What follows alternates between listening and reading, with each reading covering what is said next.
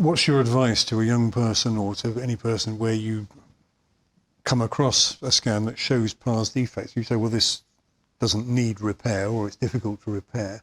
Do they have to modify their lifestyle, their activities, because there is an instability at that level?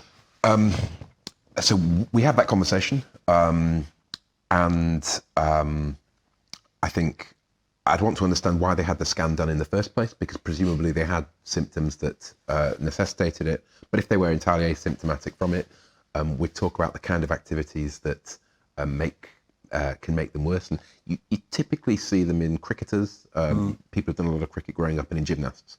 These are people who would get a spondylolisthesis quite possibly anyway, regardless of a pars defect.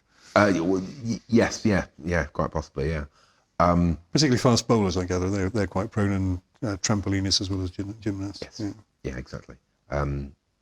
And so have a conversation about the kind of activities that could make it worse, the symptoms to watch out for, and then the things that they can do to try and reduce the rate of making things worse. And I'm a big believer in strengthening, as in physically making the paraspinal muscles and the muscles of the trunk bigger and stronger. And it's just a slight distinction that I make between the two, because I think that will help support the rest of the motion segment and try and reduce the chance of a spondylolisthesis.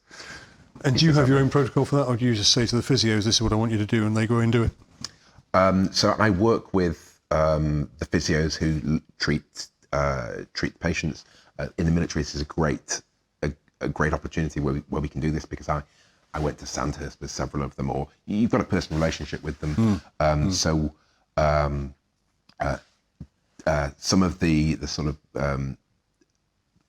more high readiness troops that we treat, we'll have pre-established protocols for them, designed usually by the physiotherapist, but with my input.